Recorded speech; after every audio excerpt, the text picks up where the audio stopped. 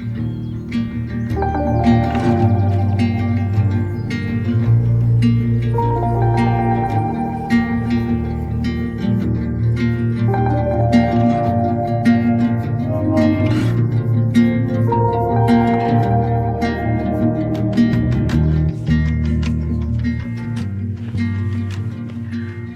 my name is Vicky Otter and I work as a wellbeing coach with all people, but mostly with young people. I've been really fortunate in my job to be able to work out of our family's small holding farm.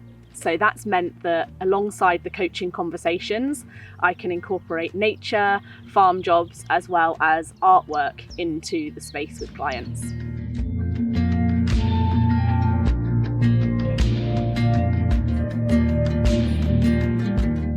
So I'll talk a little bit now about some of the specific activities that clients and I used to do together that I saw had a real impact. So the first thing that we would do would be to settle into the space. And some of the things that we used to do at the beginning would be a feelings check-in in some way. Let's look inwards and see what's there and hold space for that. And doing that, we might have, with my young people, we used to use some toys called komochis, which are little feelings toys, so you could pick out and put words to how you were feeling. And then the conversation or the session itself would then really follow the client. So sometimes someone would just want to sit and talk. Sometimes they'd want to go outside. So outside we had a load of activities that we could do, all of which were real things. By which I mean there was nothing staged. If we were going to go and collect the eggs, that's because the eggs needed collecting. And what that gives someone is a sense of purpose and a sense of mattering. You were doing a job because the job was real and you were a valuable part to play in that.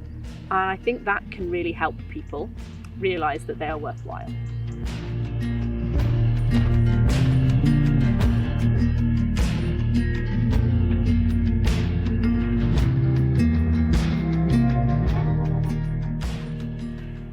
From my experience of coaching outdoors, I've seen that nature can be a really great way for people to relax and open up. Firstly, there's a really great regulating effect that nature can have on our nervous systems. So the way that I explain that is that because nature is who we really are, it's built into us. It's like the roots of who we are. What happens when we are out in nature or when we are with someone who is also connected to that natural space or animals, we are reminded of who we really are as well. And so from that place, of course, nothing is broken and nothing needs fixing. And so everything in the system can relax. The mind can relax, and what you find is that people can open up and talk about things in a really kind of more casual and natural way. And as well, nature invites us outwards. We get distracted, I say distracted in the best way, by the blossom on the trees, by the bird tweeting.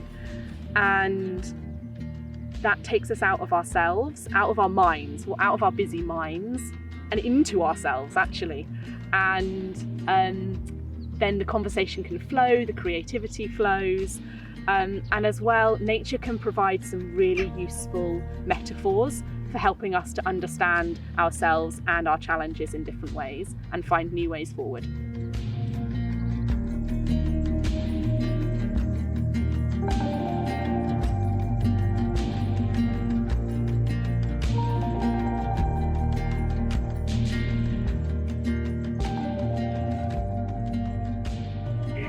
I think the barriers facing people can be very individual, but as far as what I saw in my work, I would say that perhaps there's a stigma still around reaching for help when you are not feeling okay. And actually, personal experience as well shows me that when we're at our lowest, that can be a really hard place to ask for help from.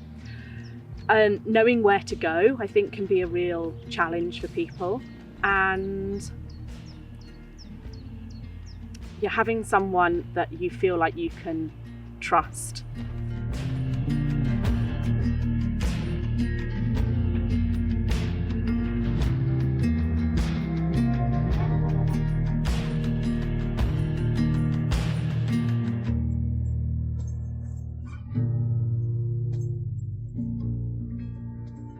So my advice for someone who was feeling like they were struggling or wanting to reach out for support, firstly would be to really trust that inner nudge from within you that says that getting help would be beneficial. And then sometimes it can be really scary to navigate that on your own. So no matter who you are, how old you are, what gender you are, where you live, getting help and asking for support is such a natural and human thing, right? We are social beings, and we are not able to thrive truly when we're on our own. We are built to be in relationship with others, whoever we are. Even if you only like a few people, you really like to be on your own, often we still thrive when we're in safe relationships.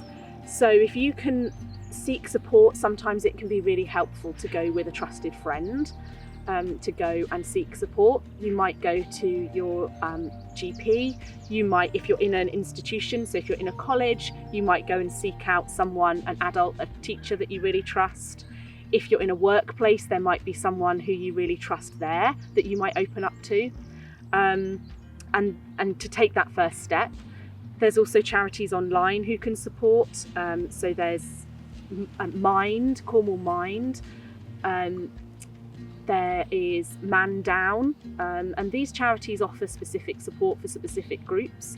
So it's going to be really important for you to find the support that feels really good, right, and aligned for you.